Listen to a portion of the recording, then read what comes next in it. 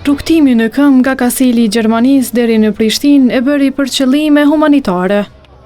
Në distancën prej 1900 kilometrave, mërgjimtari Arbert Lubeniqi ka dhuruar €1 për çdo kilometër të kaluar.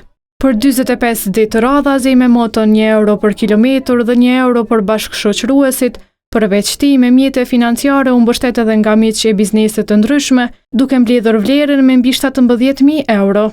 Rrugtimi në 7 shtete të ndryshme, Arbertit nuk ju duk aq i vështirë. Gjatë këtij rrugtimi s'kem pas asnjë problem, çdo gjë ka shkuar sipas planit. Udhëtimi i tij ka për qëllim ndihmën e fëmijëve me nevoja të veçanta dhe personave në moshë të shtyrë, duke siguruar pajisje që atyre u nevojiten.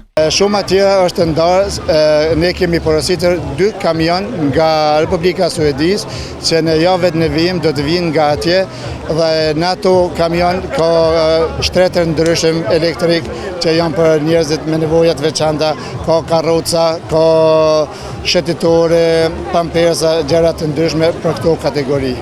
Përfundimin e këtij rrugtimi e përmbylli me një donacion prej €2500 që i ofroi SOS fshatrave të fëmijëve në Kosovë. Donacionet e tilla sigurisht që na çojnë më afër misionit ton, ku çdo fëmijë të jetë i lumtur dhe të jetë pranë familjes.